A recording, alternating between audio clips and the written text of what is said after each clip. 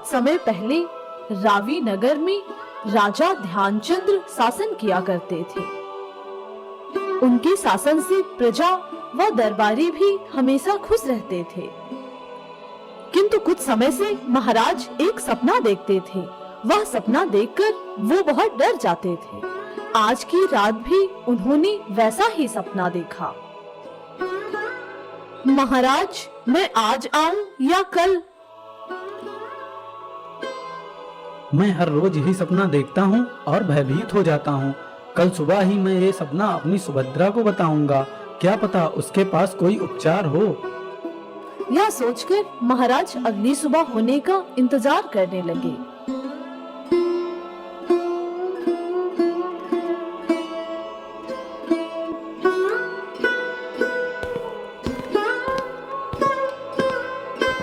और अगली सुबह होते ही सबसे पहले वो अपनी बेटी सुभद्रा के पास जा पहुँचे। बेटी सुभद्रा, मैं तुमसे कुछ बताना चाहता हूँ। क्या हुआ पिताश्री? आप मुझे क्या बताना चाहते हैं? मैं बहुत दिनों से एक सपना देख रहा हूँ जिसमें एक औरत मेरे पास में आती है और कहती है कि मैं आज आऊँ या कल। बेटी, मैं अब बहुत परेशान हो गया हूँ। तुम बताओ मैं क्या करूँ? पिताजी, आपका सपना सचमुच में बहुत परेशान कर देने वाला है, लेकिन मैं इसका कुछ अनुमान लगा सकती हूँ। अगर आज की रात फिर से वही औरत आए और आपसे पूछे कि मैं आज आऊं या कल, तो आप कह देना कि तुम आज ही आ जाओ। ठीक है, अगर कल फिर से यही सपना आया तो मैं यही कहूँगा। इतना कहकर महाराज बाहर की ओर चल पड़े। महाराज की दो बेटियां थी। एक बेटी की शादी हो चुकी थी, वह सुभद्रा अभी कुंवारी थी। सुभद्रा के बचपन में ही उसकी मां की मृत्यु हो जाने के कारण महाराज ने उसे बहुत लाड़ प्यार से रखा था। पूरा दिन तो सबका सुख में बीता। जब अगली रात्रि हुई तो महाराज को फिर वही सपना दिखाई दिया।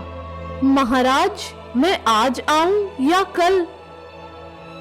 तुम आज ही आ जाओ। महाराज के इतना कहते ही वो स्त्री वहां से गायब हो गई और महाराज सोचने लगे, यह सब क्या हो रहा है? कहीं ये मेरी परेशानी का कोई कारण तो नहीं?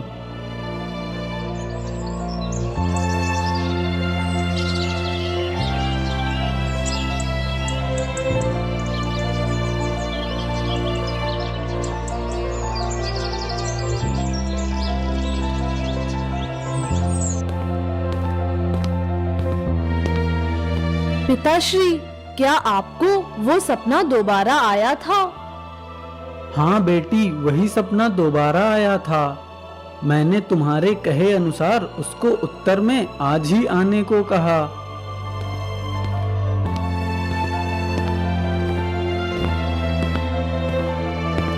महाराज की जय हो। महाराज, हमारे राज्य पर शत्रु राज्य की सेना ने आक्रमण कर दिया है। किंतु यह कैसे हो सकता है? क्या गुप्तचरों ने इसकी सूचना पहले नहीं दी? नहीं महाराज, दुश्मन सेना ने चुपके से आक्रमण किया है और वे महल की तरफ बढ़ रहे हैं। मैंने सुरक्षा बल सैनिकों की टुकड़ी को युद्ध के लिए भेज दिया है। जल्दी से अधिक सेना की टुकड़ी तैयार करो, मैं अभी युद्ध में प्रवेश करूंगा। नहीं महाराज, दुश्मन सेना बहुत अधिक है। मुझे लगता है आपको और राजकुमारी को महल से निकल जाना चाहिए। नहीं मंत्री जी, हम ऐसा नहीं कर सकते। राज्य की रक्षा हमारा कर्तव्य है। किंतु महाराज, शत्रु सेना राज्य को कोई नुकसान नहीं पहुंचा रही। वह केवल आपको मारकर महल पर अधिकार करना चाहती है। ऐसा गुप्तचरों से पता चला है। क्या ऐसा है? तो ठीक है, मैं महल से चला जाता हूँ। राजकुमारी को भी अपने साथ लेकर जाता हूँ। महाराज ने अपनी बेटी सुभद्रा से कहा, बेटी, शत्रु सेना ने हमारे राज्य पर हमला कर दिया है और हमारे महल की तरफ बढ़े चले आ रहे हैं। हमको खुद को बचाने के लिए महल छोड़कर जाना होगा। अपनी व अपनी बेटी की जान बचाने के लिए महाराज ने दरबार छोड़ दिया और सुभद्रा के साथ दरबार के गुप्त द्वार से बाहर निकल गए।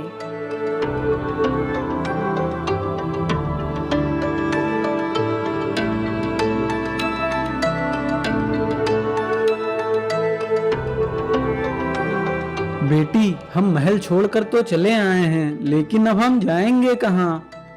आप चिंता मत कीजिए पिताश्री, आपने सभी के लिए नेकी का कार्य किया है। आपकी मदद कोई न कोई अवश्य करेगा। ईश्वर पर भरोसा रखिए। तुम सही कह रही हो, कोई ना कोई तो हमें सहारा जरूर देगा। इस सामने वाले घर में चलते हैं, क्या पता कुछ भोजन पानी की व्यवस्था हो जाए।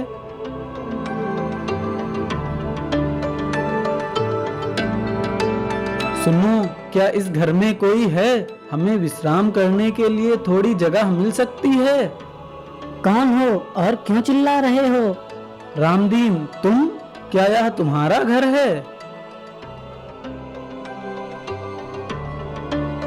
महाराज, आप यहाँ क्या कर रहे हैं? कृपया अंदर आइए। प्रणाम राजकुमारी जी, आप भी अंदर आइए। शत्रु राज्य की सेना ने हमारे राज्य पर आक्रमण कर दिया है, जिसके कारण हमें महल छोड़कर भागना पड़ा। क्या कुछ दिनों के लिए हमको आश्रय मिल सकता है तुम्हारे घर पर? जी महाराज, क्यों नहीं। यहाँ पर आप रह सकते हो और भोजन भी कर सकते हो। आप दोनों हाथ मुंह धो लीजिए, मैं आपके लिए भोजन बनवाता हूँ। तुम्हारा ये उपकार मैं सदैव याद रखूंगा। उपकार कैसा महाराज? जो आपने हम पर उपकार किया उसके आगे तो यह कुछ भी नहीं है। आखिरकार मैं आपका पुराना नौकर जो हूँ, इसे आप अपना ही घर समझिए और जितने दिन चाहे उतने दिन यहाँ पर रह सकते हैं। चलो, अच्छा हुआ, जान भी बच गई और रहने के लिए घर भी मिल गया। दोनों के बीच में ये सारी वार्ता होकर सबने खाना खाया और सब सोने के लिए चले गए। जब महाराज सोने के लिए पलंग पर लेटने वाले ही थे कि तब तक उन्हें पास के कमरे से एक आवाज सुनाई दी, जिसे सुनने के लिए वो कमरे के दरवाजे के पास आए तो रामदीन की पत्नी रामदीन से कह रही थी, इन दोनों लोगों को घर पर क्यों बिठा रखा है? क्या अब हमें इनका भी खाना खर्चा उठाना होगा? ये तो रावी के महाराज हैं, तो ये यहाँ क्या कर रहे हैं? इन्हें अपने महल में ही रहना चाहिए। महाराज अब राजा नहीं रहे, ये भिखारी बन चुके हैं। अब महाराज के पास कुछ भी नहीं बचा। अगर कुछ नहीं बचा है तो ये यहाँ पर क्या कर रहे हैं? इन्हें घर से जाने के लिए कहो। मैंने महाराज का नमक खाया है, उनके मुझ पर कई उपकार हैं, बस यही सोचकर मैंने उन्हें आश्रय दिया है। तो इन्हें जल्दी से जल्दी यहाँ से चलता करो, मैं अब इनकी और मेहमान नवाजी नहीं कर सकती। अरे भाग्यवान, सब्र करो, बस कुछ दिन ही इंतजार करो, फिर महाराज चले ही जाएंगे। रामदीन की बात सुनकर महाराज को बहुत दुख हुआ। ये वही उनका पुराना नौकर था जिसे महाराज बात बात पर इनाम दिया करते थे। महाराज ये सारी बातें सुन चुके थे, लेकिन उन्होंने कुछ नहीं कहा और सुबह होने का इंतजार करने लगे। सुबह होते ही महाराज रामदीन के पास पहुँचे और बोले, रामदीन, अब मैं तुमसे अनुमति चाहता हूँ। तुमने मेरा और सुभद्रा का बहुत ध्यान रखा, इसीलिए मैं दिल से तुम्हारा आभारी हूँ। क्या हुआ महाराज, आप इतनी जल्दी क्यों जा रहे हैं? क्या आपको कोई परेशानी है या मेरी मेहमान नवाजी पसंद नहीं आई? नहीं नहीं मित्र, ऐसी कोई बात नहीं, किंतु अब मैं यहाँ रुकना नहीं चाहता।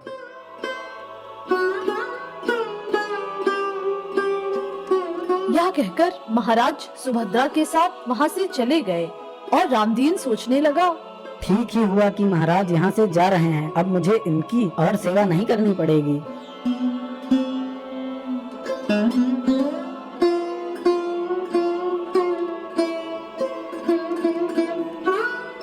हम वहाँ से तो चले आए हैं पिताश्री, अब हम कहाँ जाएंगे? बेटी सुभद्रा, मैंने सोच लिया है। पास के एक नगर में मेरा मित्र प्रेमचंद्र रहता है, हमें चलकर उन्हीं के पास ठहरना चाहिए। वह नगर का बहुत धनवान व्यक्ति है, वह हमारी मदद अवश्य करेगा। यह सोचकर महाराज अपने मित्र की हवेली की तरफ निकल पड़े।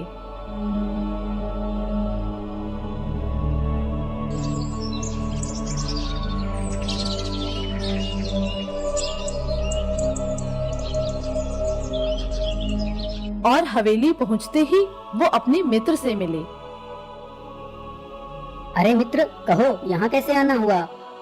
क्या बताऊं मित्र, शत्रु सेना ने मेरे राज्य पर कब्जा कर लिया है।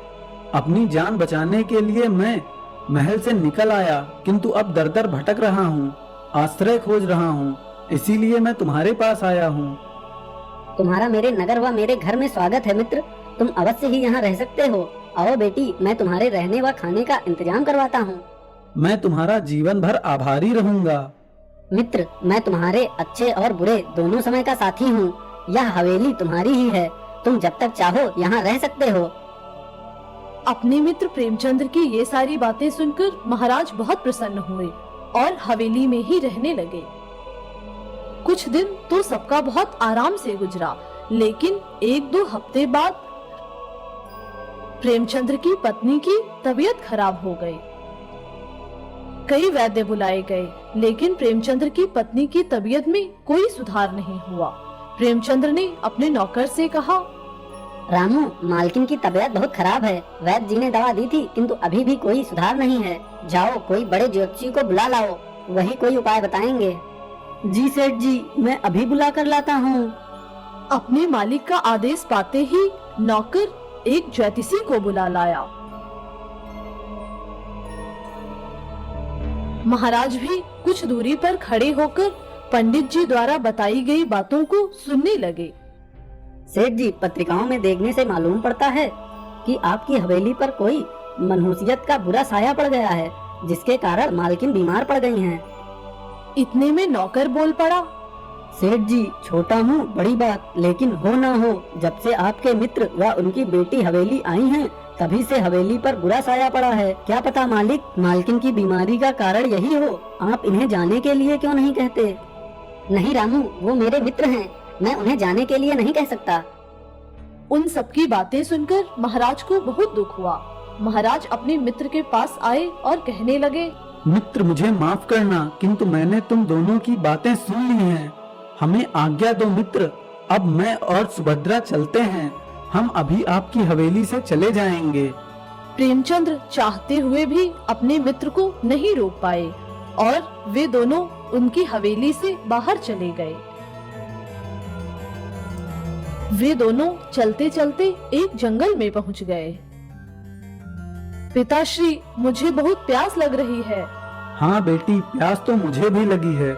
चलो और आगे चलते हैं, क्या पता कोई पोखर या तालाब दिख जाए। पिताश्री, आप चिंता मत कीजिए, हमने कभी किसी का बुरा नहीं किया है और ईश्वर बुरा करने वाले का कभी साथ नहीं देता। हमने बुरा नहीं किया है, इसलिए ईश्वर हमारा साथ अवश्य देंगे। हाँ बेटी, ईश्वर ने चाहा तो सब ठीक हो जाएगा। यह बातें करते करते वो जंगल के बीचों बीच पहुंच गए थे और तभी बहुत जोरों की बारिश होने लगी। पिताश्री, यहाँ तो बहुत तेज बारिश होने लगी है, अब हम क्या करेंगे? हमारे पास तो कोई आश्रय भी नहीं है। हाँ, हमें आश्रय ढूंढना बहुत आवश्यक है, वरना हम बीमार भी पड़ सकते हैं। दोनों दौड़ते भागते एक गुफा के पास जा पहुँचे। गुफा बहुत स्वच्छ थी, तो वे दोनों बारिश से बचने के लिए गुफा के अंदर चले गए। उस गुफा में एक साधु महाराज थे। जब दोनों को हाफते कांपते साधु महाराज ने देखा तो वे पूछने लगे, क्या हुआ बेटा, बहुत घबराए से लगते हो? प्रणाम साधु महाराज, बाहर बहुत अधिक वर्षा हो रही है और हम आश्रय खोज रहे हैं। किंतु तुम इस वीरान जंगल में आश्रय क्यों खोज रहे हो? अब आपसे क्या बताऊं महात्मन, मैं एक राज्य का राजा हूँ। अब उस राज्य पर मेरी दुश्मन सेना ने अधिकार कर लिया है और मैं जान बचाकर अपनी बेटी के साथ भाग निकला हूँ। मेरे रहने का कोई ठिकाना नहीं है, इसीलिए मैं आश्रय खोज रहा हूँ। मैं तुम्हारी व्यथा समझ सकता हूँ, विस्तार से बताओ क्या हुआ था उस समय। महात्मन, राज्य छिन जाने से पहले मेरे स्वप्न में एक स्त्री आती थी जो कहती थी कि मैं आज आऊं या कल, एक दिन मैंने यह स्वप्न अपनी पुत्री को बताया तो उसने मुझे स्वप्न की स्त्री से आज ही आने को कहा। बस उसी के कुछ दिनों बाद मैं महल छोड़कर चला आया। तुम्हारी पुत्री बहुत बुद्धिमान है। क्या तुम जानते हो वह स्वप्न वाली स्त्री कौन थी? नहीं महात्मा जी, मैं नहीं जानता कि वह कौन थी। असल में वह औरत नहीं बल्कि तुम्हारा दुर्भाग्य थी। वह तुमसे आज आने या कल आने के लिए पूछ रही थी। आज का मतलब तुम्हारी अभी की जिंदगी में तथा कल का मतलब तुम्हारी बुढ़ापे की जिंदगी से था। महाराज जी, मैं कुछ ठीक से समझा नहीं। तुम्हारी बेटी ने जो तुम्हें आज आने की सलाह दी वह बहुत उचित थी। देखो बेटा, जीवन में हर किसी को अच्छा व बुरा समय देखने को मिलता है। तुम्हें बहुत कष्टों का सामना करना पड़ा है, किंतु अभी तुम बूढ़े नहीं हुए। अब तुम्हारा बुढ़ापा बहुत सुख में गुजरेगा। किंतु महाराज जी, मेरा है, तुमने अपना बुरा समय खेल लिया है। अब तुम्हारे सुख की बारी है। जाओ, तुम अपने दामाद व बेटी से शत्रु सेना पर आक्रमण के लिए मदद लो और अपने राज्य को प्राप्त करो। मैं ईश्वर से तुम्हारी विजय की प्रार्थना करूंगा। तुम अवश्य ही विजयी होगे। मेरा आशीर्वाद कभी खाली नहीं जाता। मैं आज ही उनसे मदद मांगूंगा। महात्मा जी, आपका बहुत बहुत धन्यवाद मुझे सही मार्ग दिखाने के लिए। साधु महाराज के आशीर्वाद को पाकर राजा अपनी बड़ी बेटी के घर सहायता मांगने चला गया। उनकी सहायता से राजा ने दुश्मन सेना से डटकर सामना किया।